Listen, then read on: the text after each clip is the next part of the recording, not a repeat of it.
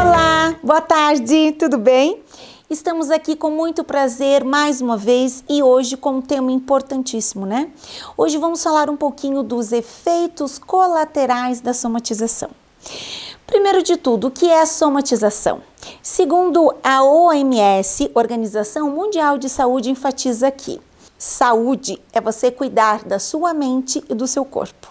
O que é soma? Significa corpo, né? Somatização é o contexto geral que muitas vezes está implícito com relação ao nosso cotidiano, com relação à nossa vida, com relação à nossa linha de raciocínio, linha de pensamento e muitas vezes enfatizando o quê? O medo. O medo de ser violado, o medo de perceber como o outro nos vê, né? Diante desses aspectos da somatização, quero enfatizar que o que muitas vezes as características, né, da somatização interfere. Muitas vezes ela interfere no quê? Dor de cabeça, né? Vertigem. Muitas vezes aquela sensação de nó na garganta, né? Muitas vezes uma ansiosidade muito intensa, né? E muitas vezes você busca no outro algo para suprir uma certa necessidade sua. Por quê? Pelo medo de muitas vezes se declarar, pelo medo de falar, pelo medo de muitas vezes mostrar como você pensa e tirar de dentro para fora. O que muitas vezes nós observamos, né?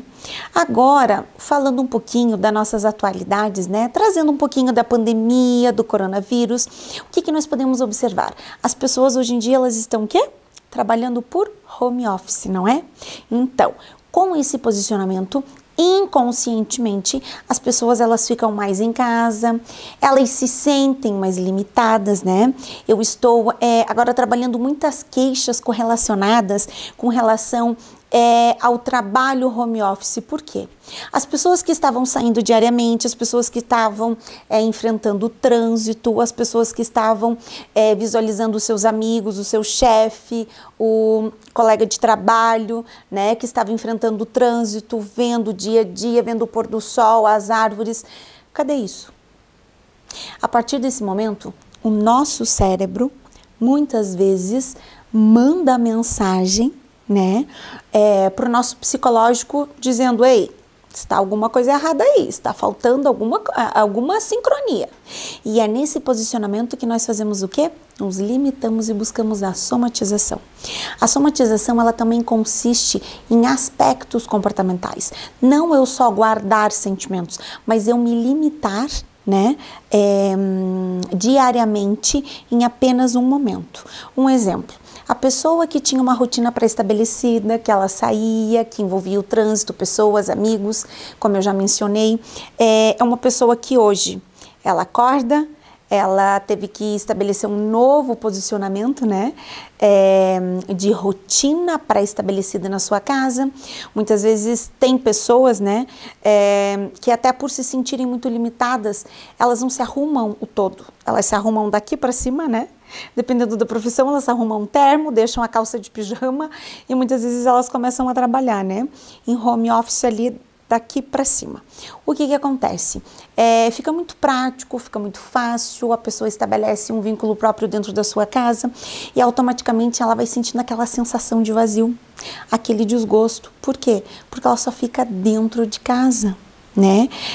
O que nós observamos? Uma fragilidade muito intensa nos casais, né? Com esse momento de home office, porque muda a rotina da mulher, do homem, dos filhos, né? E isso vai somatizando aquele ambiente, né? Com um espaçamento até então que não existia dentro daquela família, né? E aquela família muitas vezes ela se sente mobilizada através das expressões corporais, mobilizada através de, tipo, um exemplo: antes casa era descanso, a partir de hoje casa é trabalho, é descanso, é relacionamento, é dias de semana, é finais de semana. Então ela internalizou, né?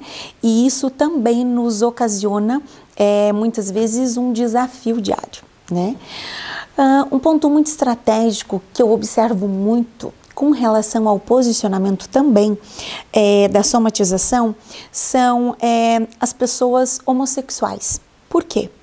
Dentro desses obstáculos que elas mesmas enfrentam, elas somatizam como o meu pai vai me ver ou eu sendo gay, como o meu pai vai me ver eu sendo lésbica.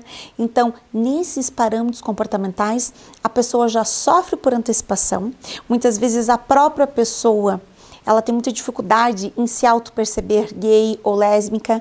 E aí, nesses parâmetros comportamentais, enfatiza-se que um grande percentual de somatização. Elas não conseguem ser elas. Elas internalizam medos, crenças, medo de sair na rua, medo de ser aquele posicionamento em que o pai tanto idealizava, ou que a mãe tanto idealizava. Você que está passando por essa dificuldade, eu quero que antes de tudo você perceba, nós somos realizados de ciclos. O seu pai já formalizou o ciclo, a sua mãe já formalizou o ciclo, eles já viveram a vida deles. E você está esperando o quê? Para viver a vida de quem?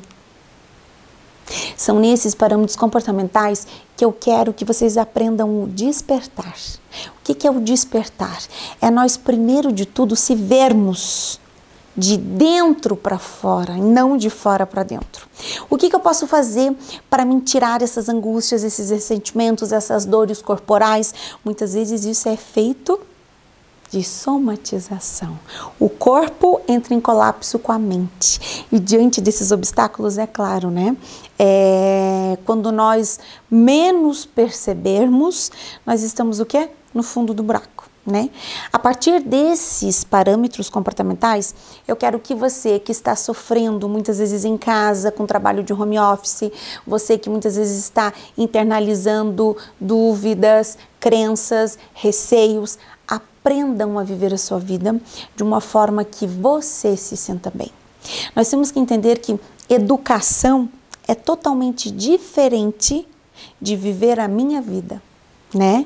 A gente tem que entender que muitas pessoas se limitam porque acham que vão ser mal educadas ou se comprometem muitas vezes com a visão do outro. Eu quero que você internalize a partir de hoje que quando você se ocupar muito dessa sintomatologia comportamental, quando você observar que o seu mundo interior está muito difícil, comece a se soltar. Comece a observar que dentro de você existe um eu. E esse eu tem muito mais valor do que eu depender e vivenciar a vida do outro. Ok? Então vamos lá, restabelecendo alimentação saudável, fazendo exercícios físicos, fazendo uma rotina pré-determinada. Você que está no trabalho de home office, né?